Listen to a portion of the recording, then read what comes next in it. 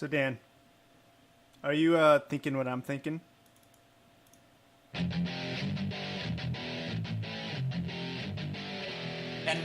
that segue into the program, little reference to Pinky and the Brain, Animaniacs, I suppose.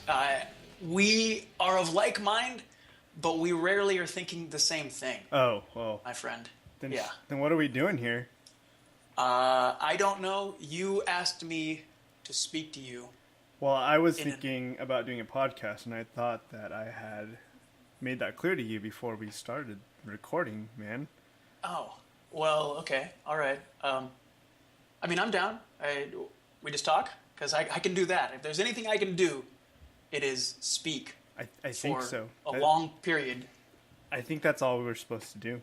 Okay, well, all right. This is a pretty easy project. Yeah, I mean, people were like, hey, you have, like, this website, and you sometimes stream video games, and you guys talk? And you guys should just do, like, an audio thing. So for GeeksNGamers, then? Yeah, okay, like, you know, so people can, like, download it and, I don't know, listen to it when they're in the shower. Yeah, that's exactly what I want when I'm in the shower. All right, I want to hear two dudes talking about nerdy stuff over my shoulder. Yeah. Okay. Yeah. Oh my God. Sounds like a good time to me. So this is I'm gonna start calling these episode 0.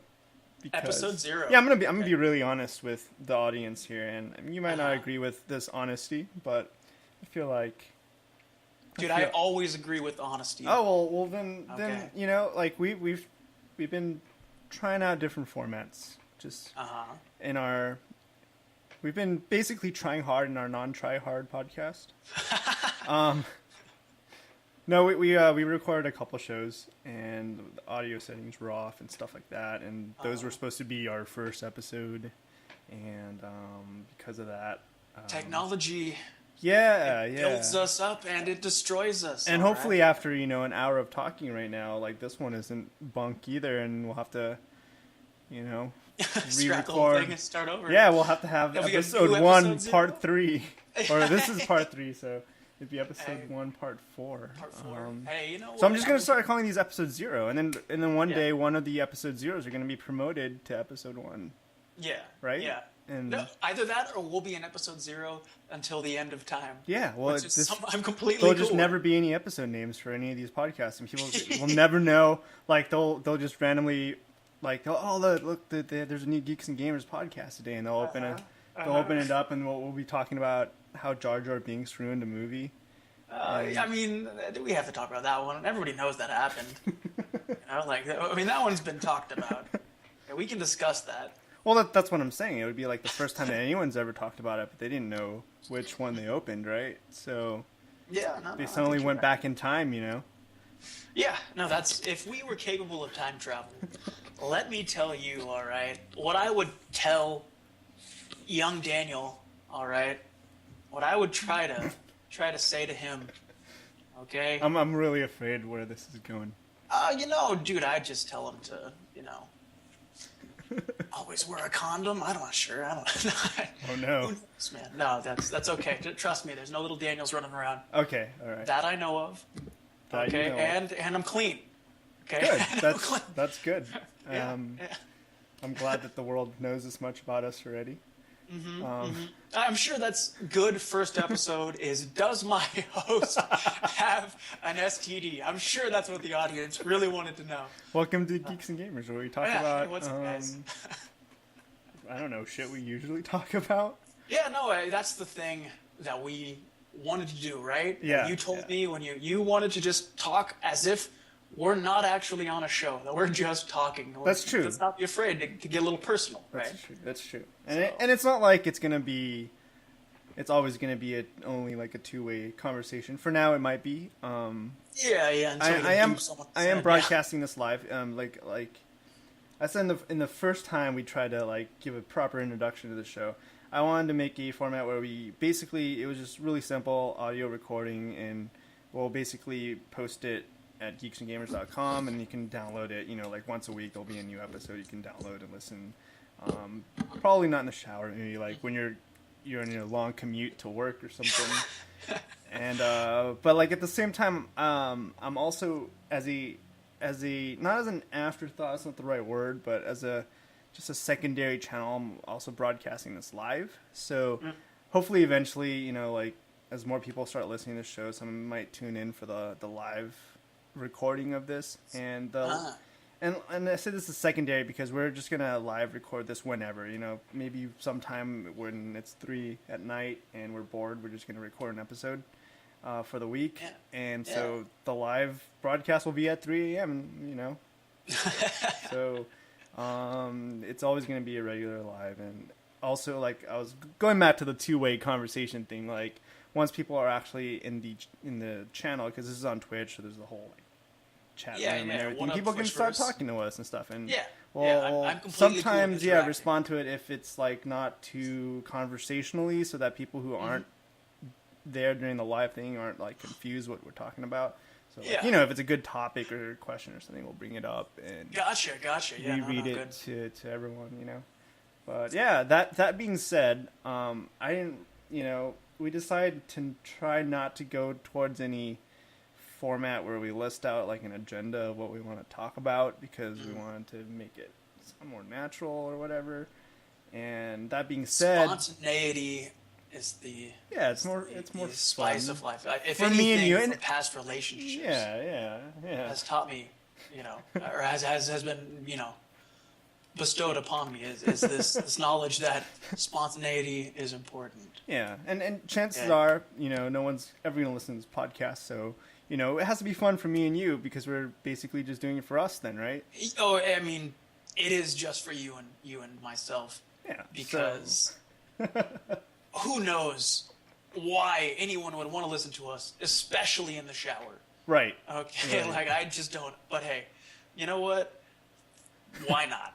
I'm gonna make that the official tagline of the podcast. A podcast for your shower. Yeah, shower podcast. Right.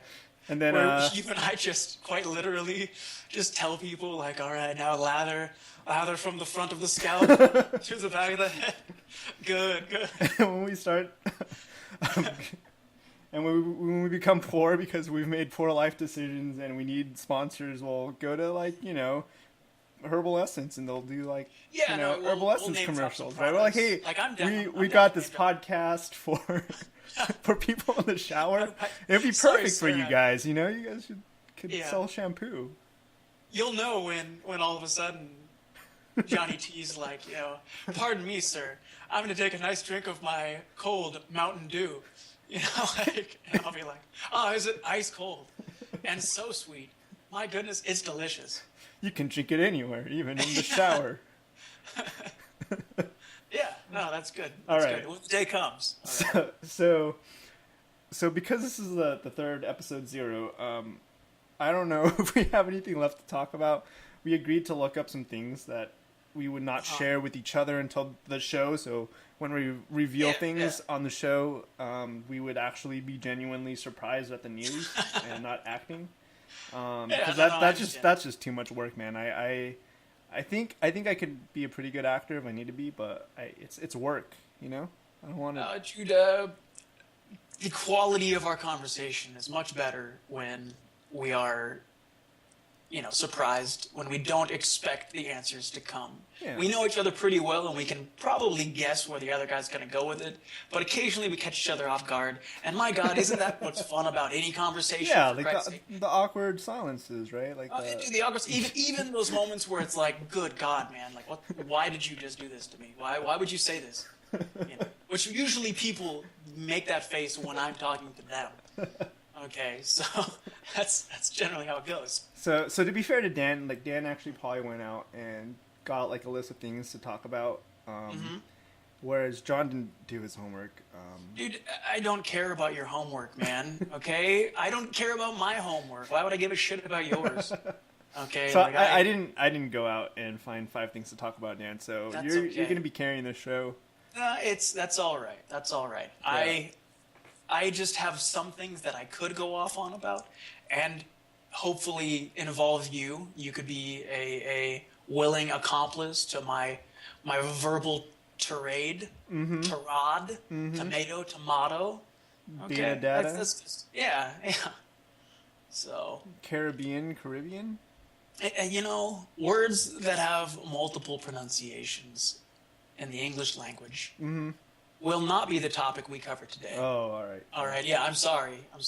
Let's not do that to people. I tried. This is Geeks and Gamers, not English majors. I was trying to derail this conversation because I'm not sure what I'm gonna be. I guess there'll be more linguistics than English. All right. Yeah. I mean, I feel like an interest in etymology. I've never actually said that word out loud. My goodness, that is the first time I've heard that word uttered aloud. Is that correct?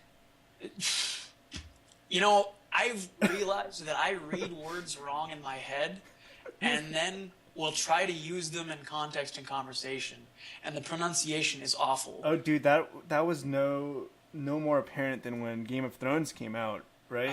Because both of us have read all the books before the series came out. Well, I mean, we heard there's going to be this huge budget HBO series. We better read these fucking books before. Well, I thought, okay, so that was definitely me. I mean, you're the one who, I actually remember this back when we lived in Brea. Yeah. You know, in that little dinky house. Remember that little dinky house? Dude, I have fond memories of that dinky house. Me and Dan used to be roommates, but... this is true. This is true. But you're like, hey, dude, they're like, so I'm reading this book and they're making this show on HBO about it soon, in like a couple years or something like that. And so I was like, oh, cool, I'll check it out. So I picked up the books and read all of them.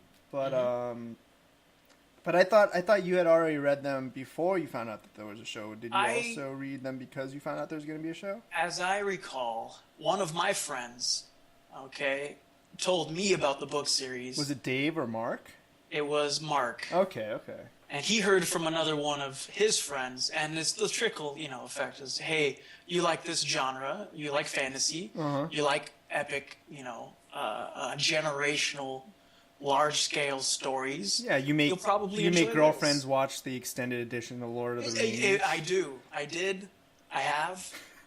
With varying degrees of success, okay? You will find out if you are a compatible couple. If you can get her to sit down and watch all those movies with you, and if she doesn't hate you afterwards. Man, I haven't even watched the extended. I heard those things are like really long. It's very, very long. The first one's a good 3.5 hours. I think The Return of the King is bordering on 4 hours, maybe even 5. Wow. I mean, no, it's it's like 4.5 hours. Yeah. As I recall, it is a huge chunk of movie. So. Yeah, so were there any like big surprises when like the HBO show came out for Game of Thrones and they pronounced something completely different than how you had pronounced it in your head? Anytime there's any fantasy story, about 50% of all words I was pronouncing completely wrong.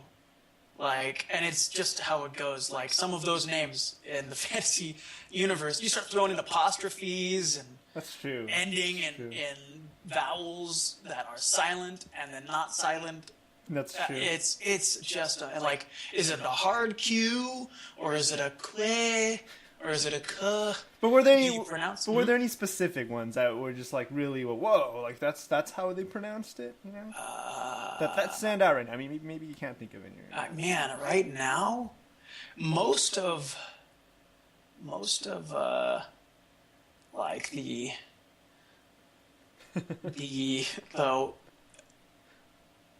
places, the names of God, what's the anything that Danny has pronounced from her name. Like all those places across the sea.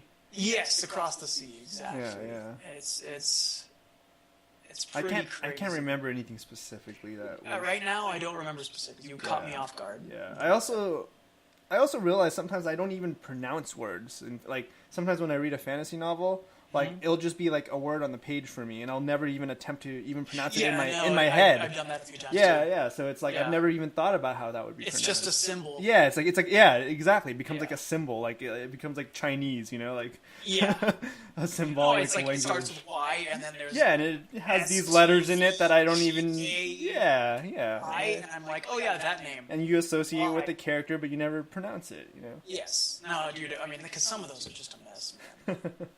Well, even so, you know, the world that me and you have been both working on, and eventually will come out in some sort of format. And in my corner of creativity in that world, I have a main character named Alundria, and I always use that name in video games. And sometimes I get on TeamSpeak, and that's my name, right? And people actually have a hard time pronouncing that one too, because I mean, and rightfully so. But I've never even thought about it because it looks so simple on paper, right? It's Alundria. I mean, it's pronounced exactly as it is. Yeah, but a lot of people are like Alundria. You never know how. It's like being a teacher on that first day of class. Yeah. You know, or being a student and having the teacher read your name, and they'll find a way to fuck it up. You know, like. I mean, I know that you had more problems with this than I did. Yeah, it always like in I remember, you know, back decades ago when I was in school, it would be like, John, I'm here. You know, like you just knew when he was taking that pause. It was like John, you know, and then you know, occasionally I'd have the more traveled like professor or high school teacher and be like, you know, pronounce it pretty good, and I'm like, oh, you're Thai, right? And I'm like, oh, how did you know? Because you have a long ass name. I'm like, oh yeah, I do have a long ass name. Yeah. Right. And you're right, I am Thai. All right. And it just so happened you were like eating curry, you know, like right in front of him. So yeah. So now that I've distracted, you know, you from the fact that I don't actually have any topics to talk about. No, that's okay. And since you probably did your homework because you're good, unlike me. Yeah. Okay. What's word on the street, man? Like word on the street. Word on. Okay. Well, I mean, this was an interesting thing because I remembered from many months ago when we did a little video thing for the site. We were discussing with a few other members, contributors, which superhero they would like to bang. Oh, wow. All right. Okay. That was something. And I was very wishy-washy. I had a hard time making a decision. Uh-huh. Was that because... Why was that such a hard decision for you, Dan? You know, because there's so many awesome female superheroes out there. And I know people hear that and they go, what? No, there's not. There are. There's a lot of great female superheroes. And they're all gorgeous. All right. Even the ugly ones are gorgeous. All right. Like, so it's a hard decision. It's like, you know, on Christmas when you get all those gifts wrapped up and they all look incredible, and which one are you going to pick first? You know, it's hard. But I think I've determined that I would ultimately choose She-Hulk. She-Hulk. All right. Because she is beautiful and she's smart. Okay, like, and not just like, I know that sounds pretty contrived here, but she's funny. Like, when she had her own series, you know, for at least like the bulk of, or the height of her notoriety in the comic universe, I'm saying late 80s, early 90s. It was one of Marvel's few comedy books. And she would constantly break the fourth wall, and she would... Even before Deadpool did? Yes, before Deadpool did it. Wow. Yes, but, I mean, it was, you know, kind of a very intelligent and cute character, and I was down with that. And also that she'll transform into She-Hulk and be the epitome of all that's woman, and even if she's like 3 heads taller than I am, that just means I'm eye level with my favorite part. So we're good. Like, that's game on. And if she's green, like, right on. Like, cool, she's green. I don't really care what color she is. I'm not going to pay attention to that shit. That's usually how it goes in my life anyway. Yeah, that's cool. Yeah. I mean, Did I have an answer when we first discussed this? I don't remember, man. I don't remember either. And Yeah. and now if you ask me again, I can't. I don't know. I think you'd go rogue. Rogue, yeah. All right. I'd you go just rogue. you just like Gambit and you like that southern accent. That's true. All right, but Right. you like top-heavy redheads though, so you might end up going Jean Grey as well. Well, I mean, Rogue has some red in her hair, doesn't she? She's auburn hair. Yeah, with that white streak. That's okay. Red enough? Yeah, it's red enough. Okay. Yeah. Good. All right. Well, I'm glad we've determined this. Yeah. And I kind of like the rebels, you know, the you know. Yeah. Someone that marches to the beat of their own drummer. Yeah. I get you. And has Okay. a past, you know. Yeah, it's got a little darkness. Yeah. You know, you got the superhero syndrome. You kind of want to fix them. Well, I get it. It's not so much that. I think it's just, it's like they've, you know, that they're like, I feel like to truly appreciate goodness and hero-ness, you'd have to have Heroism. yeah, you know, Yes, have been yes. there, you know, like have seen the darkness, you know, like because I gotcha. yeah, it's Well, who doesn't have a little edge to him? That's- You know, that's I mean, even Luke Skywalker flirted with the idea of the dark side yeah, for but only a moment. yeah, All right. and in the extended universe, he actually did go to the dark side. Well, I mean, we'll see when Disney decides who gets to, you know, go dark and who gets to not go dark. Well, So, but once you go dark, you never go back. So that's what they say. well, that's not true. He came back. I think this was in Dark Empire, which was a Dark Horse comic. Yeah, no, I used to see that one Yeah. in the comic shop. Oh, hey, I do have a piece of this. Is a little bit older, but Okay. it is some Okay. news. With all the, you know, with all the changes with the whole Disney acquisition of Star Wars and stuff, one of the many crazy things that are happening is Dark Horse is losing the license to Star Wars naturally because, you know, Disney owns Marvel. Disney's not going to renew it. Yeah, so Disney's going to give the franchise to Marvel. And while I've read a lot of extended universe novels, when I was younger, I've never really read the comics. I've read, you know, here and there a little bit, just, you know, when I'm at the bookstore, I'll peruse through some of it.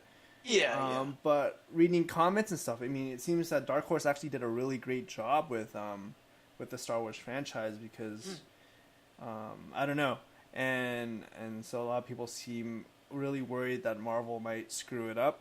So Creative people, you know. I mean, what do you think? Because whatever you're company. you're the comic book expert here, and you're I- probably I familiar with hardly Dark an Horse expert, and so- Marvel and stuff, and just Hardly just an expert. well, I have a passion for comics. yeah, well, there you go. But Whatever. I am not. I am certainly more knowledgeable than the layman. Okay. But What do you but think? there are What do you think guys about that this, would. Dan? What do I think about this? I feel like Marvel has done a good job being Marvel, despite the fact that Disney owns them. I don't feel like they're pandering, at least on the comic book front, for certain markets any more than they used to. Yeah. In the same way as Warner Brothers has owned DC for years, and they're only better for it. Effectively, you know, essentially other descriptive adverbs that can buy me time to think of an idea. No, Well, I'm I trying mean, to say to rephrase maybe the question maybe because it was maybe too broad. Like, I feel like Marvel has done some Star Wars before in the past.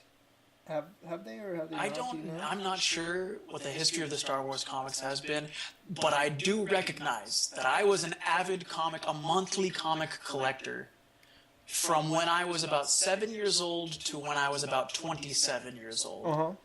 All right, and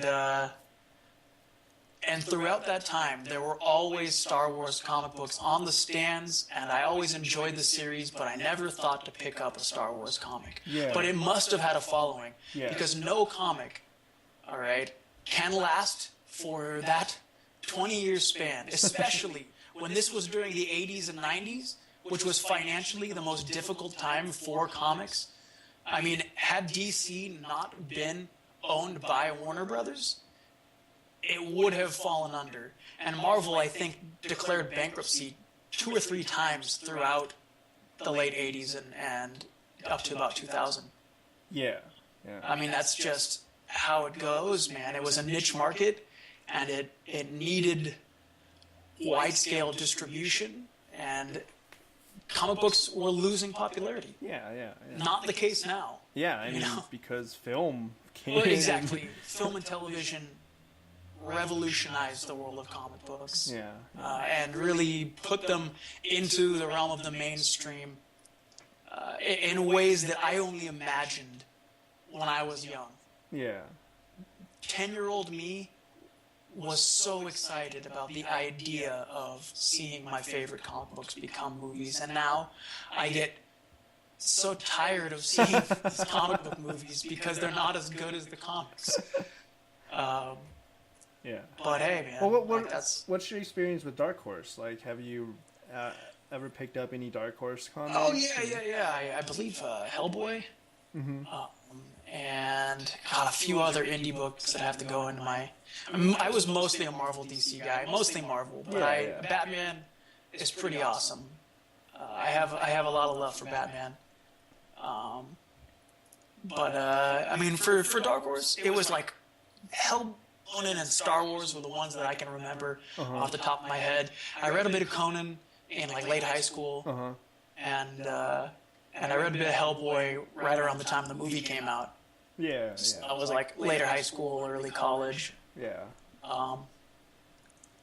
But yeah, like it was enjoyable stuff, but my passion was always for those superhero comics, man. At least until later on, my late college experience to my most recent, I really got into a lot of the indie books, a lot of the darker crime fiction, like 100 Bullets. And so what are the other things that like Marvel's done that would be like Marvel taking Star Wars? Like, have they done other, like, what about Mass Effect? Didn't someone pick up Mass Effect? Was that Dark Horse? I think that was Dark Horse. I think it was. Yeah, I mean, because Dark Horse usually does that kind of stuff. So does Marvel have any experience picking up like? Yeah, they aren't interested in picking up properties when they have their own licensed properties. Right. That's what I'm saying. DC had Vertigo, and Vertigo was like their indie comic line where they would take chances and give some distribution to comic book creators that weren't already established. Yeah. Marvel didn't have that for a very long time. They eventually came out with their Icon line like 10 years ago almost now, I'd say. Yeah. But truly, is Star Wars going to be one of the first not their own property that they're going to be managing, or? Well, I mean, effectively... That's what I was asking. Like, do they have any other... I think they did Transformers. Oh, okay. I think they did something like that. I believe Transformers changed hands, but I'm not entirely certain about that one.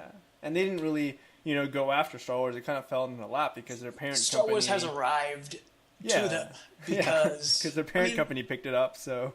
Yeah.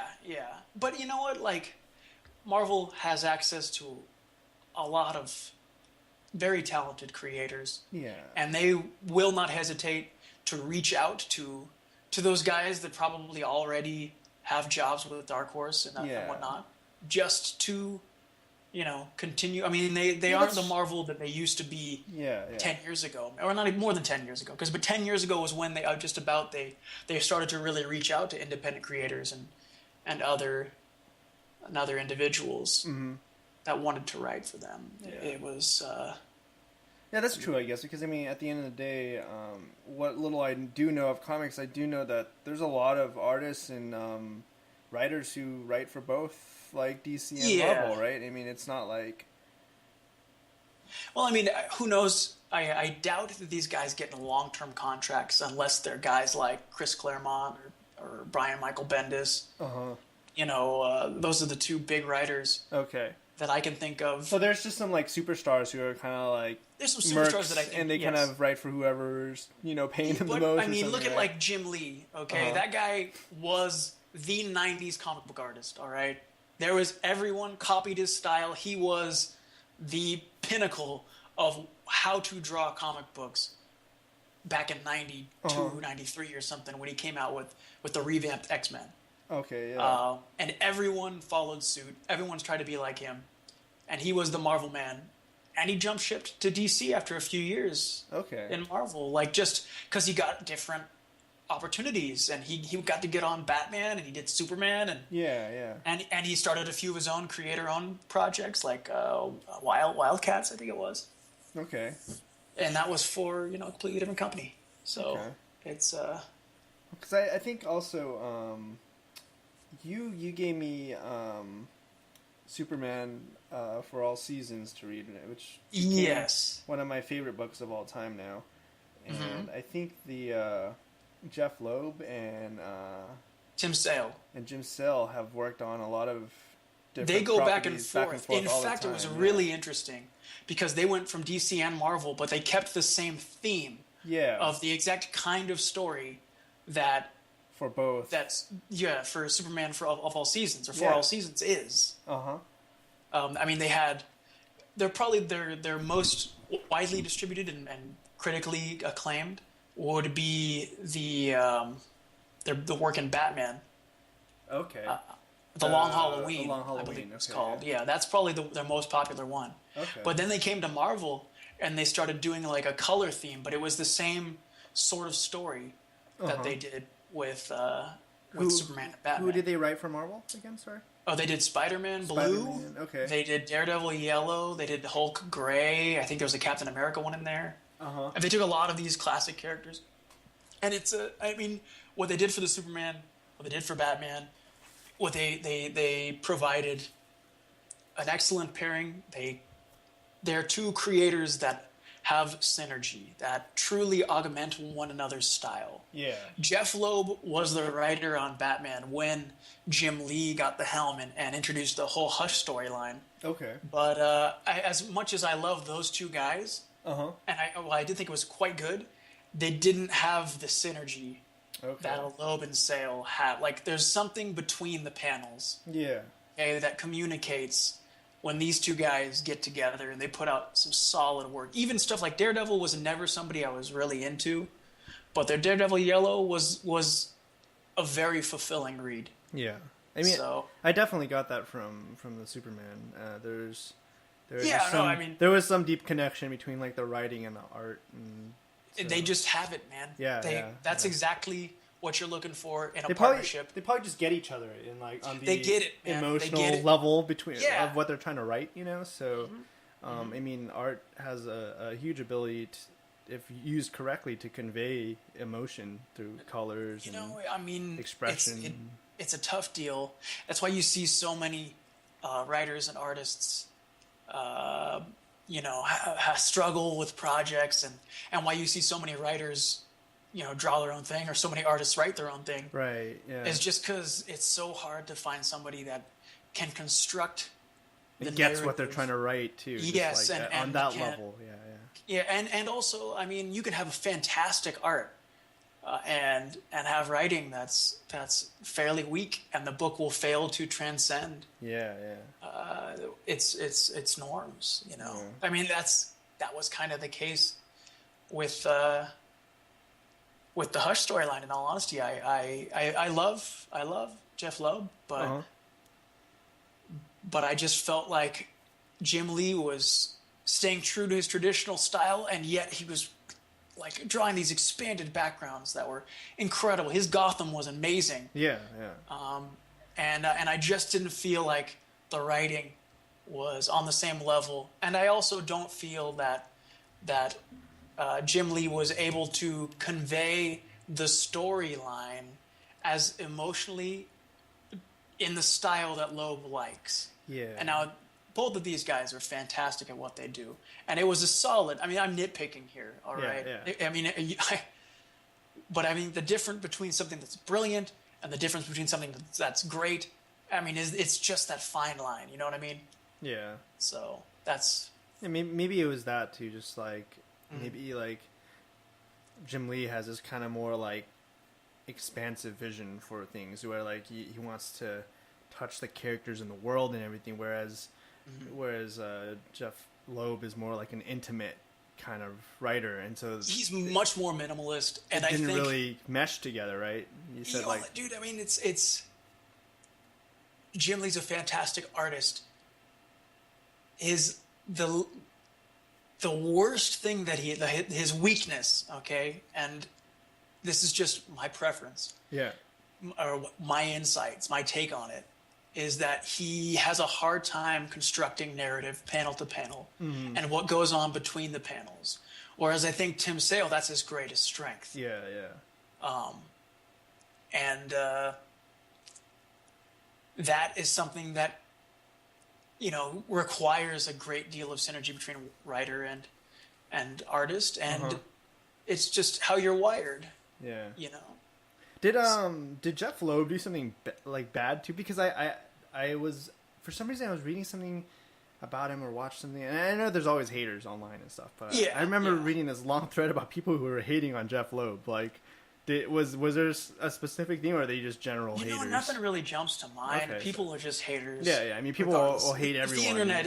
I mean, come on. Go on YouTube. I was just wondering if there was there might be something where it was just a big no-no. I haven't been following him on a personal level. I've just been kind of looking into his work, and admittedly, in the last few years, I haven't. Yeah, okay. I mean, I've been much more going back and I saw his name when I saw the first episode, the pilot of S.H.I.E.L.D., and he was listed as a producer. Oh, you know what? He might be working on Agents of S.H.I.E.L.D. Yeah. That might be his deal. I think he was a producer on there or something. Yeah. Well, hey, man. I mean, there's plenty of fans. A lot of people do like that show. I wasn't really that interested. Yeah, I wasn't that taken into it either. I watched the pilot. I heard it's gotten better, and maybe I'll give it another chance sometime eventually when I have more time. But I also read an article recently that was really interesting about, like sometimes you read those speculative articles about guys who kind of look really far into the future. And they're like, oh, wow, these guys are smart. They're doing something that we don't really quite understand yet. And they were talking about Marvel and what they're doing with their universe. And it was like, even if it is speculative, and even if they hadn't thought that far, then because that article is not written, if they read it, then Marvel might realize what they have stumbled upon and what they've done. Yeah, what they're working on. What could be. Yeah, and what he wrote was, it is pretty compelling. It's pretty crazy what Marvel is doing. With the whole, they're basically crossing all of the what is it, like the mediums and media lines. They have a TV show, they're in film, they have comics, and they're gonna start to actually do cross things. And have games and everything too. And so they're gonna be able to potentially be one of the first TV series to actually pull in AAA movie film actors into the show for cameos and stuff like that. And I don't know if they've done that yet. I feel like it would be easy for them to pull some clown and be like, hey dude, can you show up for just one day this episode, and be Thor or whatever, right? And that's actually a cool idea though, right? If you're kind of watching this show that's more about these regular heroes, that aren't that so super, right?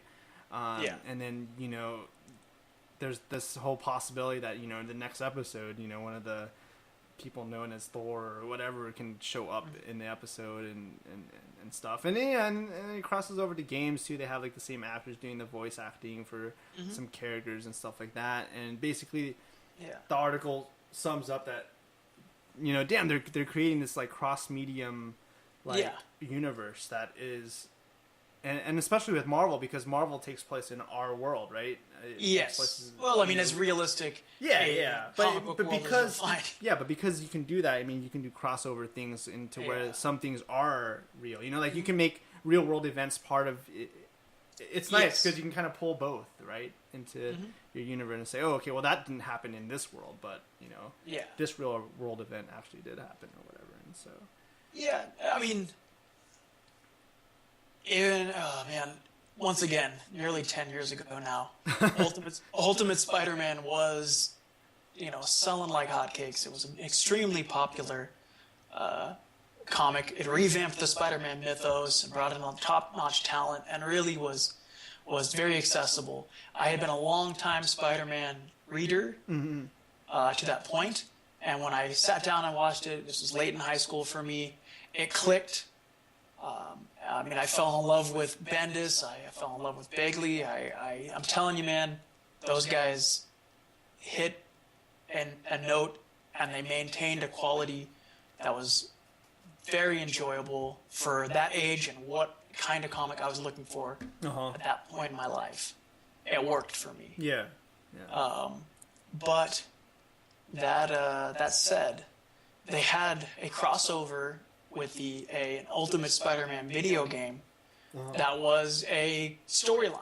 That was truly a contained story within the game that was canon in that comic. Oh, that's cool. So that if you didn't play that game, you missed out on the storyline, and then you kind of picked up. Yeah. And I never played it through and beat it, but I did rent it. That was during the time where you could rent games. I rented it for a weekend, got an idea what the story was about, and then said, forget it. Like, I don't need to worry about this. And I guess that's the kind of thing that the guy was talking about, right? Like, they have more of a potential to do things like that now. And that's, that's really interesting. I mean, from a consumer standpoint, it might kind of suck because you have to go out and buy a lot of different things. But, like, I'm not even talking from a business now. I'm talking about from like a creator's standpoint. I mean, both me and you are both creators too, and to have a creative outlet like that to do stuff is so cool. The dream of the crossover and the multimedia crossover is a dream that most entertainers and creators love. Yeah. And only occasionally are you able to actually make it happen. Yeah. But it's on the cusp. And let me tell you, growing up loving comics, especially the Marvel Universe, the most interesting thing about that was that when I was young, and in going back and reading the history and picking up, I mean, going to my uncle's place, and he had comics stashed and filed away. Quite literally, the guy's got Fantastic Four #1. Is that where you picked up things like that? Is that where you picked up your love for comics? Yes, no doubt. Like he enjoyed, and I would go over there, and it was like a big deal. Like, hey, Uncle Frank, I want to read some of your comics, and he'd be like, well, I don't trust you with them because you're a grimy little kid, but I'll read them to you. Or I'll your cousin Brian, I trust him. He's a couple years older than you. He'll read them to you. And so I would like chill there, and we'd be reading comics, and it was awesome, man. Like, and that was part of what solidified my love for them, but also the fact that I had, as a kid, been reading the comics that my father as a kid had been reading. And like that I saw the progression in an accelerated form of the style in which these comics I guess were presented. There is that too, just how long that these properties have been around, and and they're not going anywhere, man. And you know what, this is actually a great segue to something that just came up yesterday that me and Elle and me and Lauren were talking about. We were talking about because she has this videotape in one of the boxes, and it says best Christmas movie ever, and it's like taped on with duct tape over like some old case of something else. Okay. And it's I see it all the time, and I've never really known what's in it, and and she told me the other day it was like a recording from TV that her grandma made her, and it was just a bunch of older like Christmas specials that would come on that some don't even come on anymore because they're so old. Wow. And she said one of them is a Muppets Christmas. And it was like, but it was like a crossover because it was all of Jim Henson's stuff. Okay. Jim Henson, right? Oh yeah, Jim Henson. Jim Henson. All those the puppets. Yeah, so it was the Muppets, it was Sesame Street, and Fraggle Rock. Nice. And I guess like the plot line was like some of the Muppets. I think it was like Fozzie or something rented out their house, and then the Fraggle Rock guys like moved in or something. And then they ended up like all their plans got canceled, so they all ended up in the same house for Christmas. Wow. So, but then that, so I mean that's one thing to talk about crossovers, right? Like, and then we were talking about like how, why don't they do crossovers so much anymore nowadays with like different franchises? Like, back in the day there was like remember the Just Say No campaign that the old Bushes did, I think, right?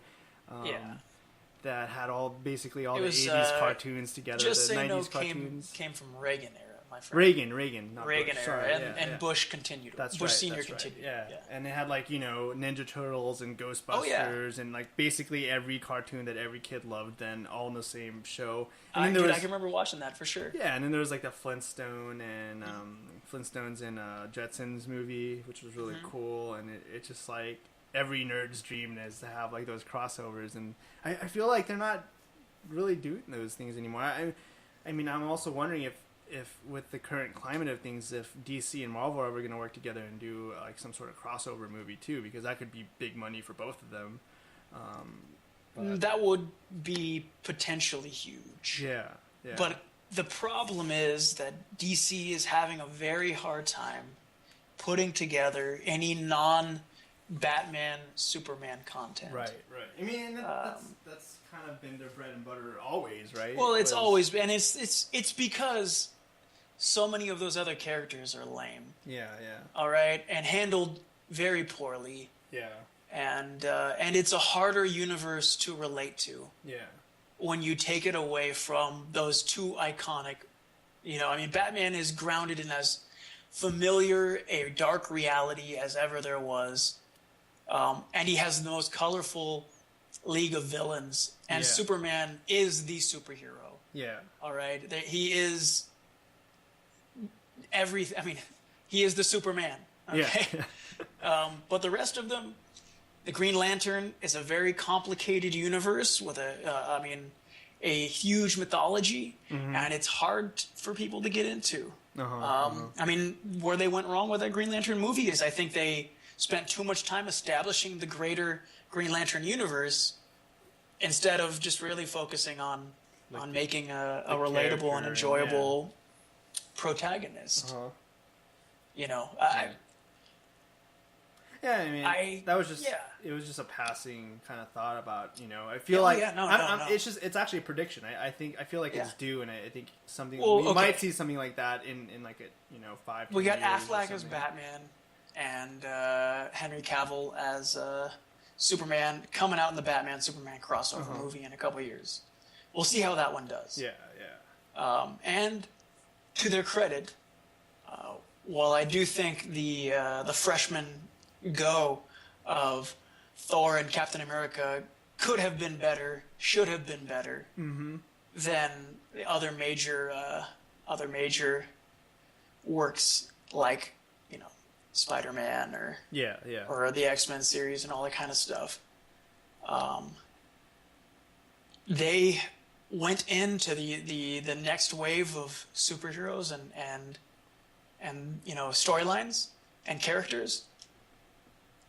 And they really had a cohesive plan to establish the Avengers. Yeah. And it will be interesting to see how they do that. And man, like young Daniel, the part of me that still is that 10-year-old kid, loves it. Because reading those comics growing up, it was so interesting to me because these characters lived in the same universe. Right. And because, what happened in a Spider-Man comic could affect what happened in a Fantastic Four comic. That could affect what happened in an Avengers comic. And then, they'd have these big, annuals that usually were giant crossovers between all the different books, and then you'd have to fight Galactus. So all these guys, it was crazy. I guess I kind of did overlook that. I mean, in a way, Avengers is a crossover, and so that is, that is what I'm talking about, I guess. And I guess that's, like I said, and I was right? Like, nerds love that stuff, and look how well the Avengers movie did, right? No doubt. Dude, the Avengers movie was the one that finally got the Hulk right.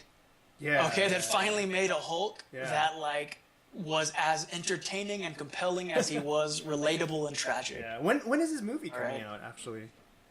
I don't know. They are going to do one with him, right? They want to do one with him, yeah. Yeah. He was a great Hulk. I mean, I also loved Edward Norton. Edward Norton Hulk was solid Hulk too, man. It's a sad thing that they couldn't, that the rest of the movie was not that great. Yeah. But I like the new Hulk. I mean, he's I could have taken the Hulk both ways. Like Edward Norton would have been a more serious Hulk, and I'm okay with that. And what's the actor's name for the new one? Oh man, I don't know, but him, he was really funny, and I like that take. I like the funny Hulk also. I mean, who doesn't like, I think a little bit of levity. Yeah. From your, protagonist from Bruce Banner. Yeah. Will go a long way. I feel like where the Hulk goes wrong is he gets a little too mopey. Yeah. Just a little too morose. In the same way as Batman can be a little too morose. Mm-hmm. Maybe Edward Norton did that too well. Like maybe. No, dude, I mean, he plays conflicted characters so well, and he really can do broody. Yeah. And the storyline got real broody, but there just wasn't. The villain wasn't that compelling. Yeah. I don't like it in comics when you just hit somebody with the exact same powers as the hero. Yeah. When they just have a dark reflection. Yeah. The fanboys are gonna kill me, but things like Venom and Winter Soldier and all these the dark doppelganger. Yeah. It's lame. Yeah. It doesn't compel me. Give me a storyline. Give me the meat and potatoes of two individuals that are clashing. Because so much of a superhero movie should be about the hero and the villain. Yeah. And when they get it right, it's beautiful. Look at The Dark Knight, man. Mm-hmm. Okay, that movie was less about Batman than it was about the Joker.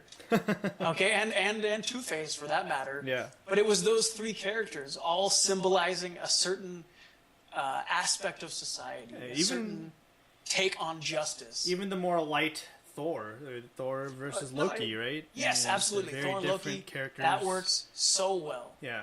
All right. That was the only relationship I really understood in that first Thor movie. Yeah. Okay, was those two dudes. Yeah. The rest of them, This, it makes you appreciate the good villains even more. Lex you Luthor and Magneto. And, No. Who you're right. None of those guys are the doppelgangers, right? Lex Luthor is not. No. Magneto is not.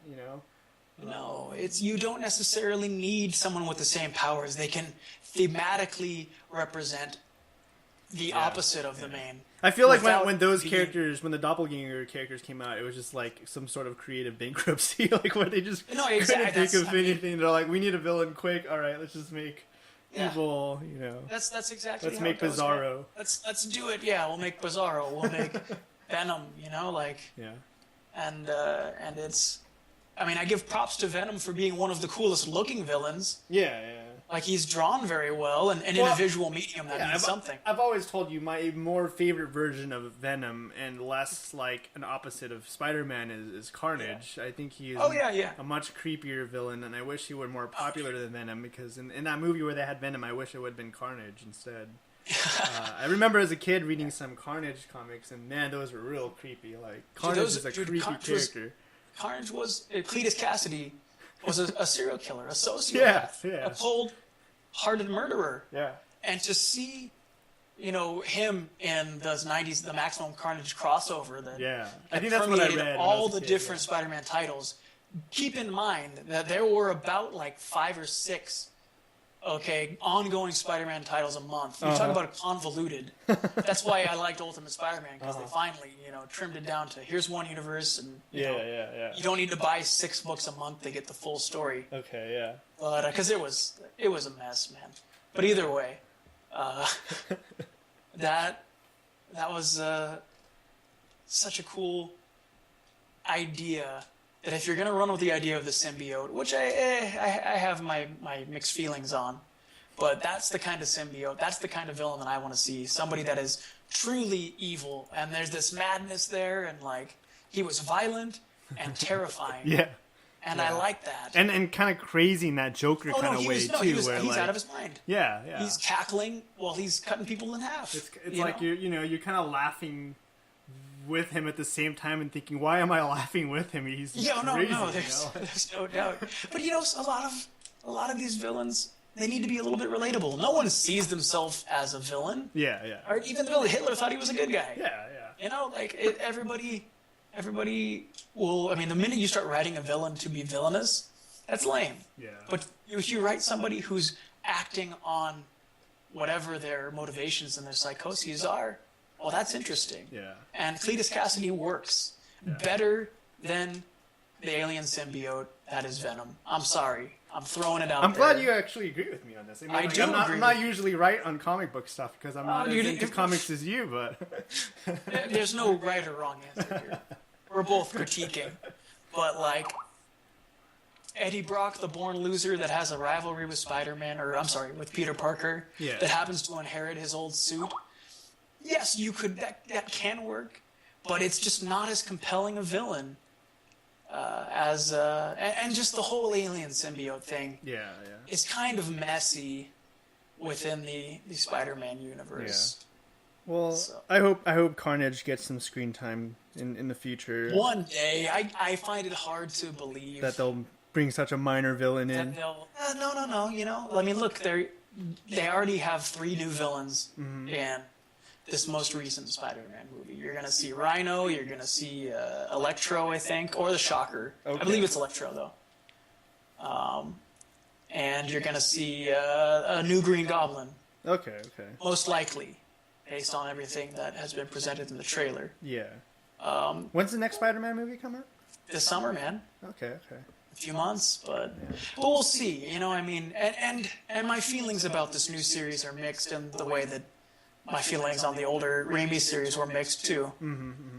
But God, you know, I already did not like Venom, and then when fucking Spider-Man 3 was such a miserable shit show, a funnier movie, all right, definitely a comedy, perhaps unintentionally so, but my God. Yeah, and so I was bringing up all that other stuff too, to bring it back to how you were saying about how it's crazy that you grew up on the same comics that your dad grew up on and stuff like that. Yes. I was talking about crossovers and Jim Henson and Sesame Street and stuff like that. Well, that's what I mean. So I was talking to Elle too about how it's actually kind of crazy, like how many generations, like the fact that Sesame Street is still running, you know, it's still on PBS, and kids are still growing up to that. I mean, like how many generations of kids have grown up to Sesame Street already, and how many more are going to be, and that's kind of cool and crazy in a way that it's like generation spanning, you know, like. But well, I mean, it's an interesting thing how our generation, never grew out of its interests from its adolescence. Yeah. Like, I'm serious. Yeah, no, like every movie that we wanted to see when we were younger, we're seeing made now. Yeah. And many movies you didn't want to see. That's just how the market's gone. Yeah. And that is not to say we don't still have very, like, heady dramas, you know? Yeah, I mean, there are some starkly, you know, intellectual films being made, but you know, it's just, I mean, 30 years ago, yes, Star Wars was big, but you know, that was really the only major fare. Yeah, I mean, okay, I saw a documentary on Alien the other day, and like Alien was an excellent science fiction film and a horror film, really. But like, there's so many more science fiction based blockbusters coming out every summer than there ever was, just because guys like you and I, I mean, like, thoroughly enjoyed watching Star Wars, RoboCop, you know, all of the Schwarzenegger, the Terminator, and all that kind of stuff. We grew up with that kind of interesting science fiction action fodder, right? And we still love it. Yep. We just that's why all the remakes are happening nowadays. Yeah, and that's why they continue to. So, someone in chat said, "Nil, I don't know how to pronounce this. Nihil sustenant." Well, we just talked about that. He's been in the channel before. I think he hangs out when we do video game streaming. But he says the Joker isn't written to be anything but villainous. Really, I don't remember what part of the conversation he was commenting on. Do you remember what? I said you shouldn't write anybody. Okay. the motivations of the Joker are mysterious. It's true, and there are various different theories as to how he became the Joker, and some have been accepted in canon and some have been thrown out. Was he commenting on when we said that even villains are written to be somewhat relatable? I don't Is that feel like okay? Like in this case, and yes, by what this guy's saying, where he's coming from, he's not wrong. But I do feel like the Joker's motivation, all right, if you look at something like The Killing Joke, all right, is to show the hopelessness and misery of life, that pain is inescapable, and you might as well just embrace despair. Yeah. I really think thematically that's what he wants to do. Kind of like the comedian. And it's a very sarcastic, the dark clown is a fascinating icon throughout other mediums. You can go back to opera, and look at something like that. So I think that's just what the take is. Yeah. And I think it's an interesting character dichotomy because you have this dark, broody hero that is Batman with this flashy, funny villain. Yeah. But one fights to do good, the other one fights to do evil. To do evil. Yeah. And yes, you're right. His end goal is to be villainous. That's true. But when he's written well, he is not written as just a villain, if that makes any sense. Hey, I read something that, in good writing, if you're gonna write a good villain, there has to be elements of him that are relatable, not just for the sake of that, but because for good writing to be good, you have to get the reader or the viewer or whatever to be in that weird, awkward situation where they find themselves at times sympathizing with a villain, and then being like, why am I sympathizing with a villain? What's wrong with me?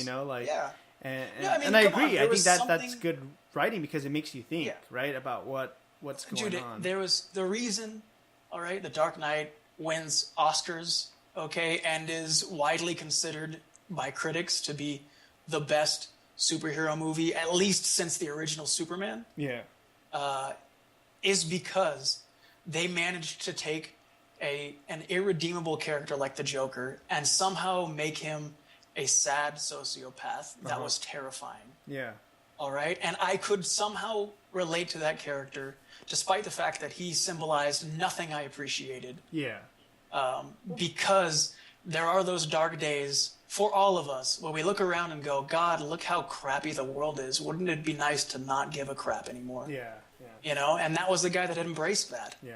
So I don't, while I recognize, yes, his end goals are always to cause harm, I still don't believe that he is written purely to be a villain. Yeah.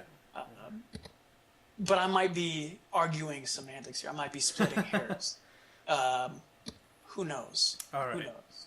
Well, we are brushing the hour mark, and so I think we should wrap this up. Okay. Okay. And we'll be back probably next Tuesday. Okay. At some random time, maybe around this time, maybe around 4 or something. But, regardless, like I said, the show is meant to be a recorded show, and you can listen to it by downloading it. And if you miss a show, it'll be posted on GeeksNGamers.com eventually. I know. I don't know if any of you guys were listening to our other live things before, and I said that, but.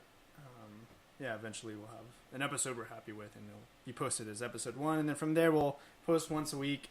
And other than that, I'm JFT Actual. Some of you guys know me as curator of GeeksNGamers.com. Some of you guys know me from the live stream when we play video games. Some of you guys are just friends. Some of you guys, whatever, And this is my co-host, Danzro. He'll be here all the time. I get to be your wordy sidekick. Yeah. So, or I'll be your not-so-wordy sidekick or whatever. Oh, no. I mean, you're the comic, all right? You get the title. Oh, yeah? I just get to be the little dude with the talking bubble in the corner. It's right.